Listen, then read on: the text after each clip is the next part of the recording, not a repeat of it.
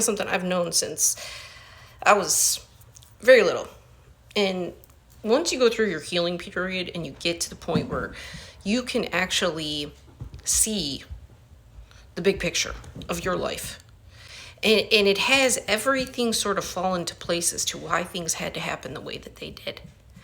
And it actually gives the meaning to things that you, for the longest time, either were stuck in the pain about, or it just felt senseless to you.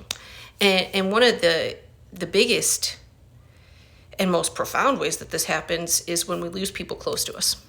Losing my dad and then my daughter's father obviously was devastating. But when you look at the big picture of my life and, this intentional long game plan to sacrifice me and try to curse me and do voodoo and send narcs my direction to try to control me and all that.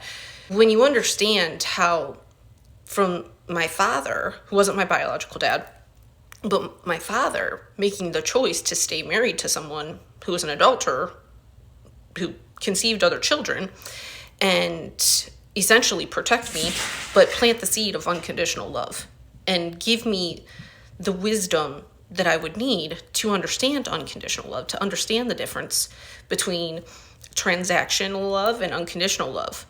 So to even understand how a man should behave. And even in my father's honesty and vulnerability to be able to articulate to me at even such a young age, because I was probably, 12, 13 years old, when my father was very vulnerable with me and made it clear that he never ever wanted me to settle the way that he did. What he tolerated from my mother was not normal, and nobody should ever treat you like that. But by that point, I had already seen that, and that was by her own doing, not his. My mom's attempts, when she started to try to curse and hex him and eventually sacrifice him, one of the ways that she did that when I was 10 years old was falsely accuse him of SA. And then take me to a hospital, drop me off where I actually was abused, and just to drive the narrative. And even then, because of the response from the doctors and, the clinicians within that environment, like not believing me.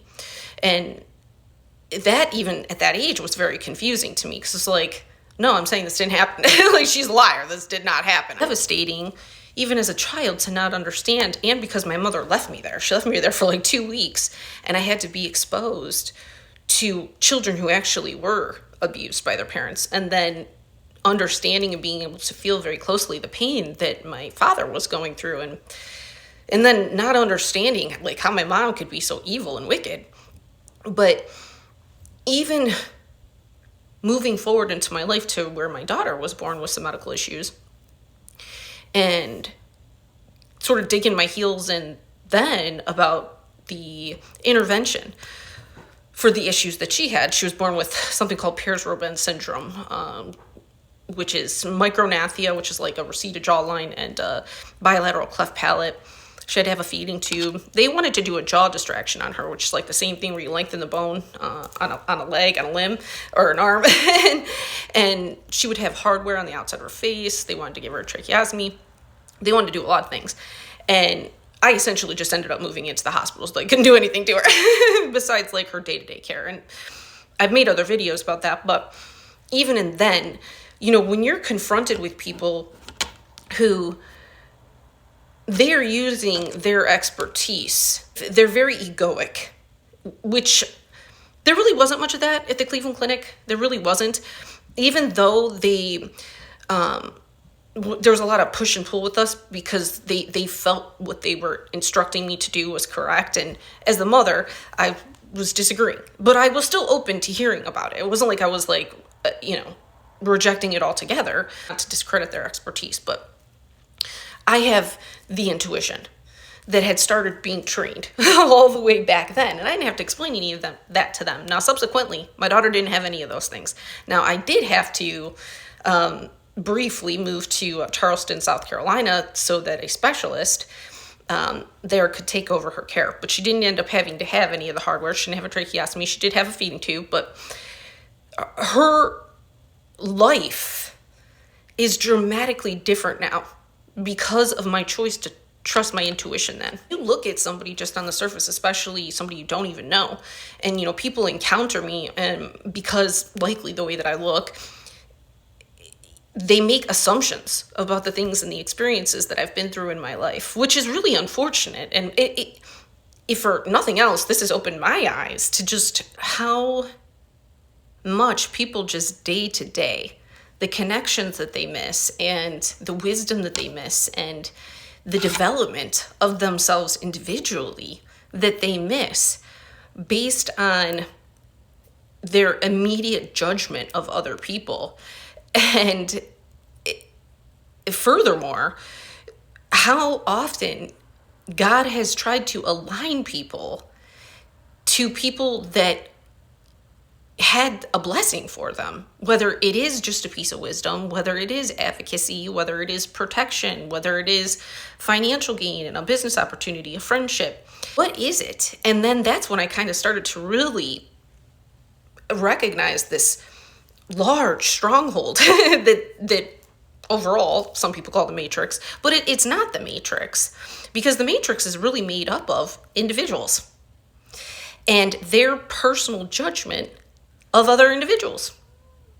It's made up of their traumas, their wounds, and the things that they are holding on to, which leave them low vibrational, right? So it's like, if you have the collective, and when I say collective, I mean the majority of humanity, when you have the collective of people that are all holding on to the man that cheated on them, the narcissist that betrayed them a million times and broke their heart, and the parent that abandoned them, and the loss of a child, the loss of a career, all of the things that people hold on to that they don't retrieve the lesson from, or if then they are guided to someone or intuitively being shown, like, here you go. Like I said, it doesn't necessarily have to be a romantic partner.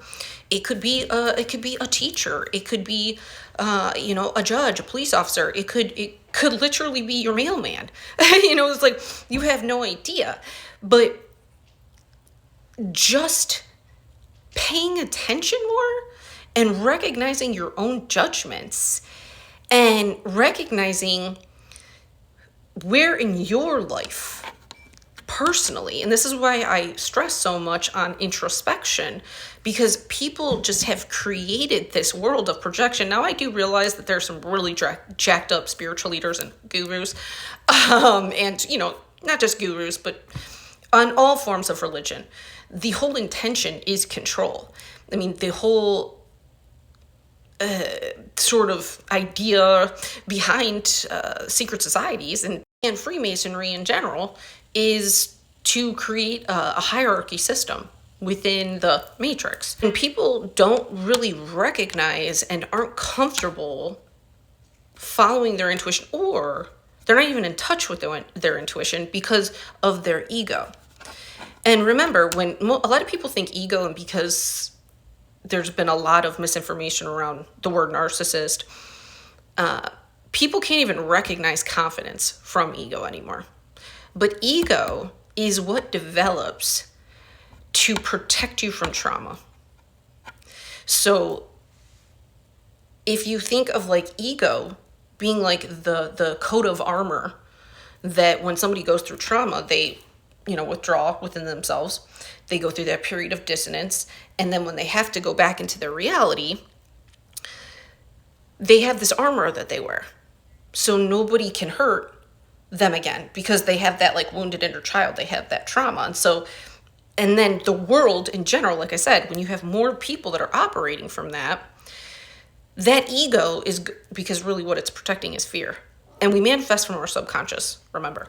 So if that's what you're holding on to in your subconscious and your ego is blocking you from seeing that you're doing that, it's not blocking you from manifesting that to you. So naturally, you're going to be drawn to things that validate that fear. That's how a lot of people end up in these secret societies, in these closed religious networks, in another toxic relationship, and that pattern just continues and continues and continues because they're not recognizing this ego that is, blocking this trauma that they need to deal with. It's like having a festering wound underneath of a sopping wet bandage. And, you just keep changing the bandage. And a lot of people do this. Think of addictions, they might be able to strong arm their way away from alcohol, but then they gain 300 pounds. They might be able to strong arm their way out of bulimia, but then they can't stop shopping or getting plastic surgery or tattoos or whatever, because it's always going to be something on the outside of yourself because you're not dealing with the wound on the inside. And so one of the things that I teach, and God had to guide me through, was like better understanding and giving meaning to the things that hurt you. And that's how you alchemize through love. And that's the goal for all of us. In my case, being able to recognize, but for my mother having an affair, that she conceived me, for my father making the choice that he did, her husband, to raise me, I wouldn't have known unconditional love. But for her trying to curse and hex him and subsequently sacrifice him, starting with accusing him falsely, making up a lie of SA, and all of that, I wouldn't have gained this kind of healthy mistrust of doctors and nurses and authority figures, essentially, because at 10 years old, those are authority figures. And then my father passing away. And then 10 years later, my daughter's father passing away. First, with my father, understanding my own independence, understanding, like, to this day, my father is the greatest man I've ever known, and taught me unconditional love. And so I've had this whole life past then. I've shown myself what I'm capable of since then. So by the time my daughter's father passed away, it's like these things hurt very deeply, but I've already healed from something that hurt me very badly before. With my daughter's father, I had to learn to forgive because his addiction is what took him.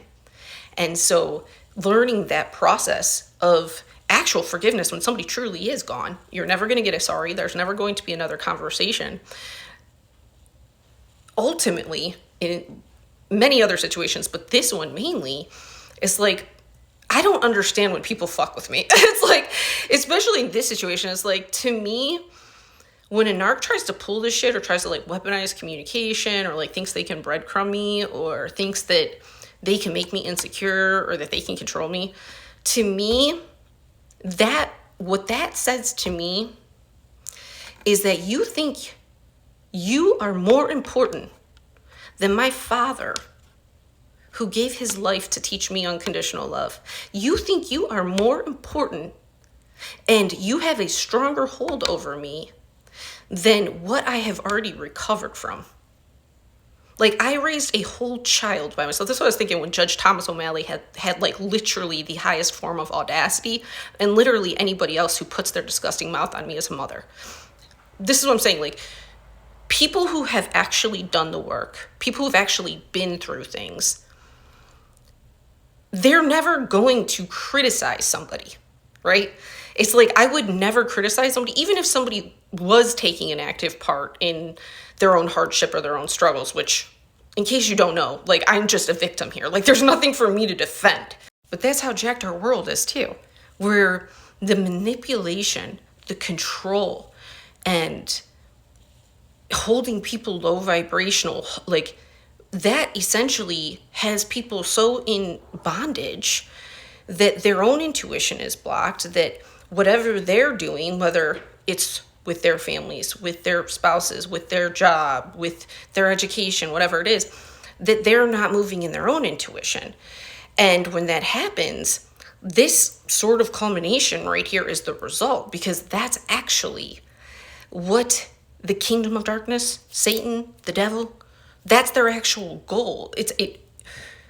I am just one person, you know what I mean? But this is overall the intention, because when you have that many people in bondage in a stronghold, especially when they can infiltrate the justice system, potentially could destroy our entire world. It really could, especially in America. And it's so important that people understand this, because when you get to the point where somebody can be victimized for 2 years, victimized, abused, like wide open, right on social media, and then there can be some kind of effort or like thought process that there's something for a victim to have to defend. Like a victim has to prove their innocence. Like there's nothing for me to defend here. Like I'm being victimized. And just because I'm not going to give the sick freaks the actual pleasure, because it gives them pleasure to victimize someone, I'm not going to give them the benefit of making me feel like a victim. But that doesn't mean that I haven't been victimized or that anybody hasn't been victimized. Just because somebody is choosing to stand their ground and be a survivor and not let a disgusting, sick, nasty freak put them into bondage and strongholds, just like they've obviously been able to do to a lot of people, especially if you're obedient to God. Because, and I hope this is a lesson for everybody involved in this situation, whether you're spiritual, religious, whether you're Christian or Muslim or Jewish, it really doesn't matter. That's not the point here. Because God knows that I am obedient to God all the time. I always have been. And again, starting at a very young age, that was all a part of my training. Go through things, actually live through them to be able to trust my intuition. And so, again, because people are so judgmental and superficial, even in an unconscious way, naturally when they encounter me, I'm not going to give them like my whole life story, but all you can do, especially if people are choosing to either not believe you, not intervene, not do their job because they're held in a stronghold, all you can do is continue to trust in God.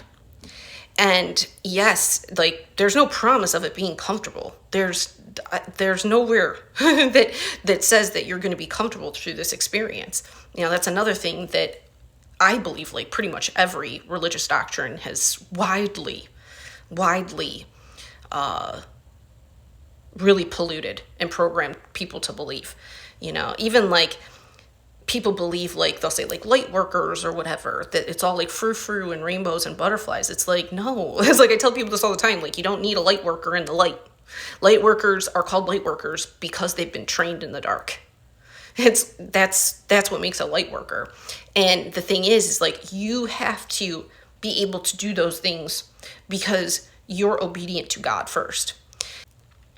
A harness on. So like when God drops you down into anywhere, whatever situation you're in, you're already buckled in and harnessed. And, when God says, or the angels or your guides say, get out of there. Like, you got to get out of there. It doesn't mean it's not hard.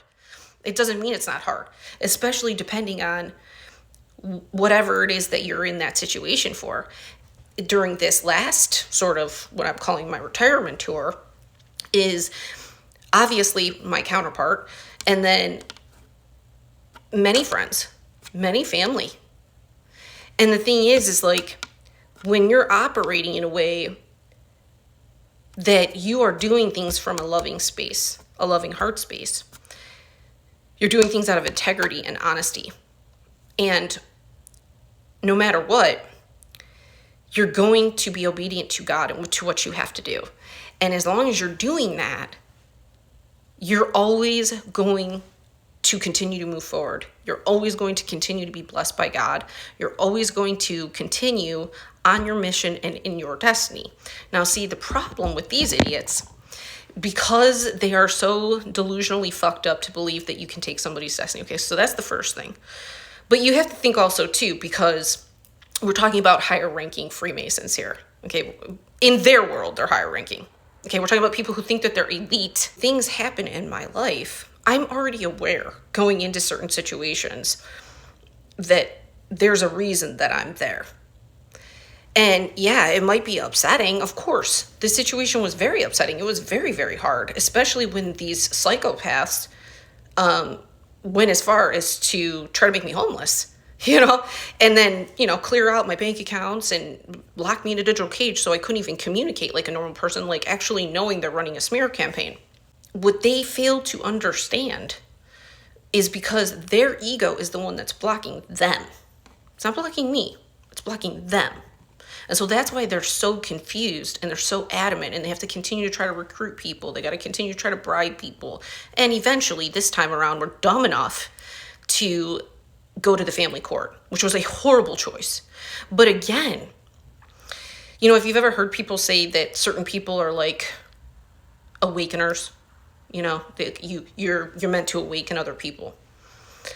This doesn't mean that you do anything in particular. And see, there's also a lot of spiritual people that get this wrong.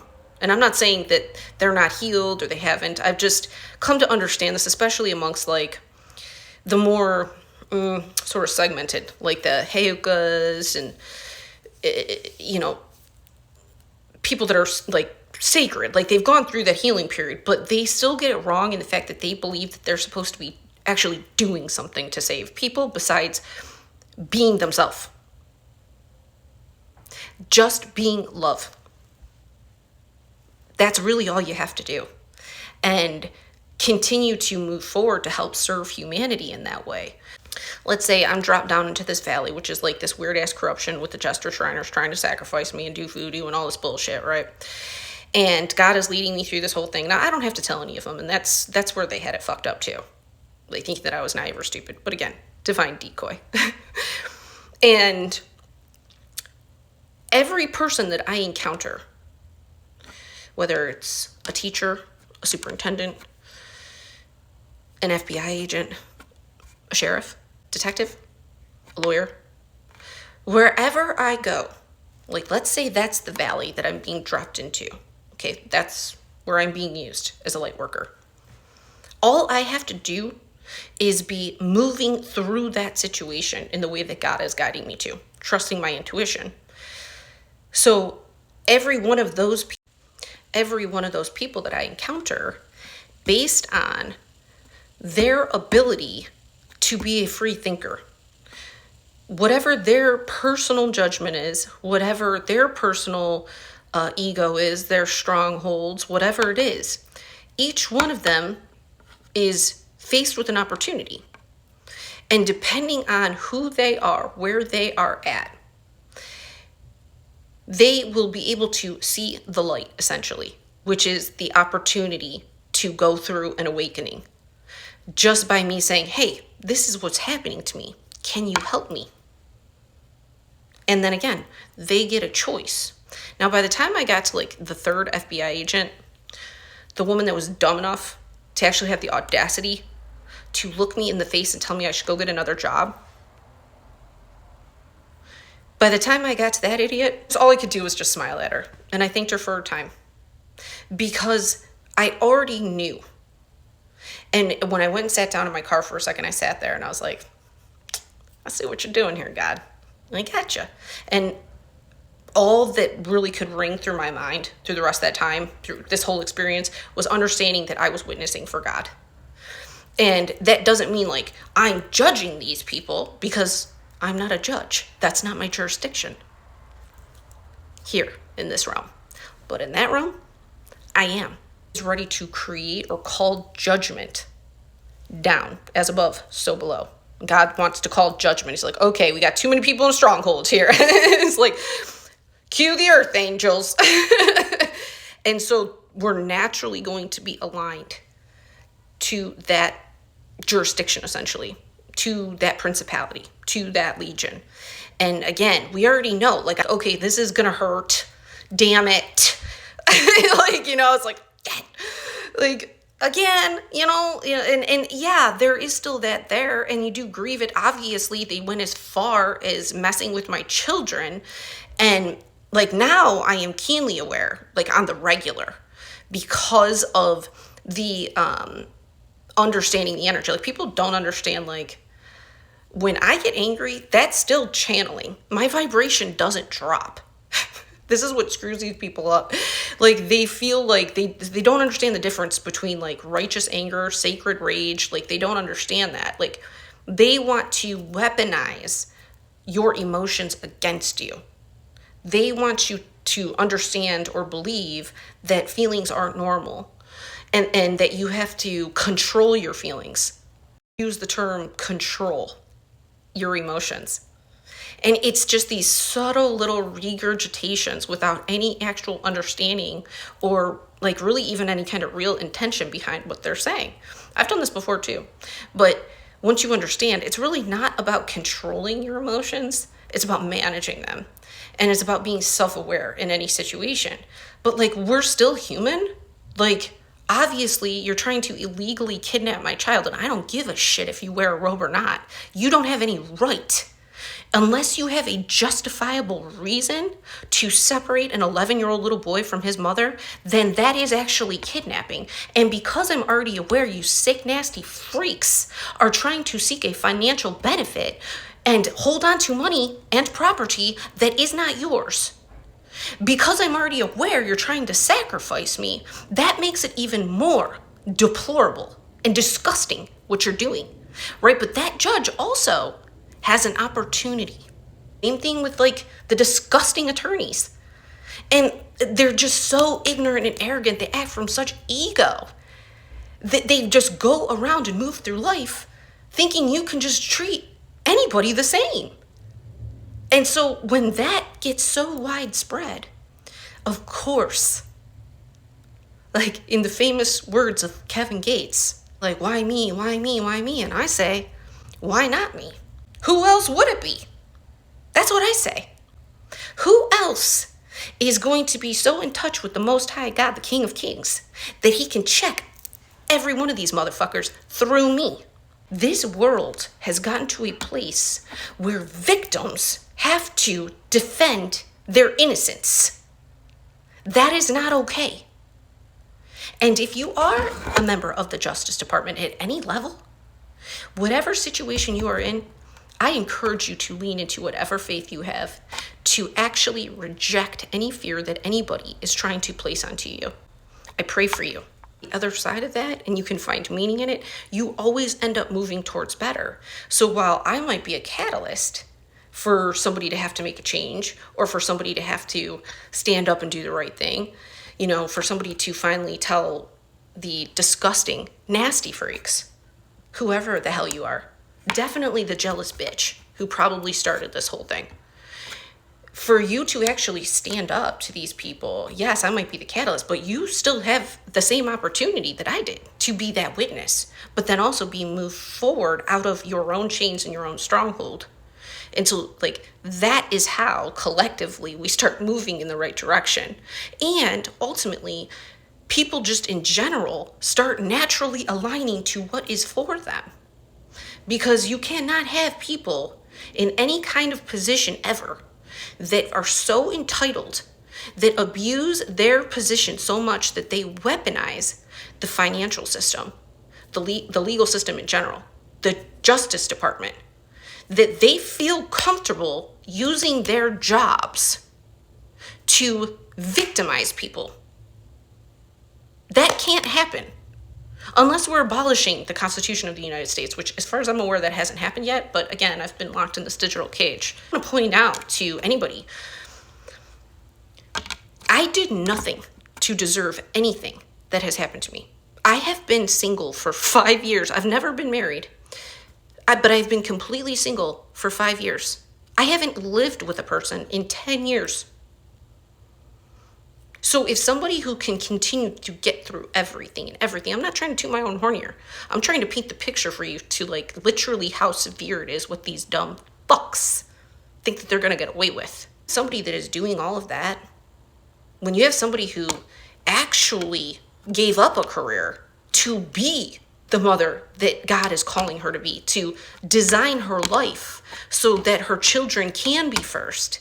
And then Judge Thomas O'Malley from Cuyahoga County, that has the audacity to give custody, likely took a bribe, and if he didn't, then there's something really crazy going on, because obviously he didn't do his job. You know, like basically just asking Nick, hey Nick, did you ever get that therapy that I ordered? The first motion a year and a half ago when you came into my courtroom, completely pointless custody case then too.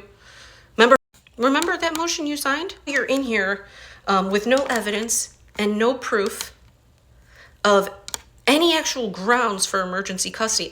I know that we made an actual effort to make sure that the mother wasn't actually served so that I could put an illegal warrant out for her. Even though while we're talking about this right now, she's in the house taking care of the child in question who has COVID, that likely was given COVID on purpose in an attempt to make me sick.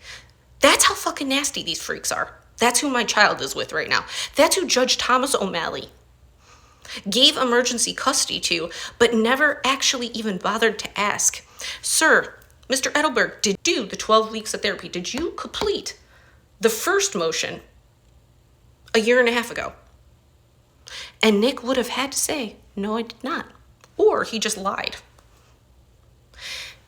If that judge would have asked that one question when he has the audacity to allow somebody to come in on some complete and utter bullshit, talking about my mental health, but yet the man sitting in front of you hasn't even gone to the therapy that you ordered him to go to. That's the level of corruption we're dealing with here.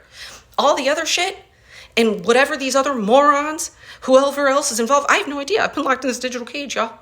I do not have a criminal record. I have no toxicity in my life. I have no addictions. I don't even drink. And I have the preemptive drug test that I've been getting since that last court order, just in case disgusting Nick Edelberg or his disgusting creature of a wife, who are Satan worshipers that do voodoo, that send deletion magic at friends and family for financial gain as a part of their little cult they're a part of, go hang out under the moon, okay? Go get another voodoo doll, okay? Go do another ritual, you fucking weirdo. Go sacrifice another cat. You're not powerful. The power these weirdos have is over the people that believe them. The fear that whomever is at the root of this, the fear that they are projecting onto you. Whenever you feel that, whatever prevents you from separating yourself and doing the right thing and putting these monsters behind bars where they belong, going on a media campaign of your own and speaking out about what's happening, telling the actual truth, the full truth of what's happening, whenever you feel fear around that, I want you to imagine chains around you. I want you to imagine that you're chained to the devil.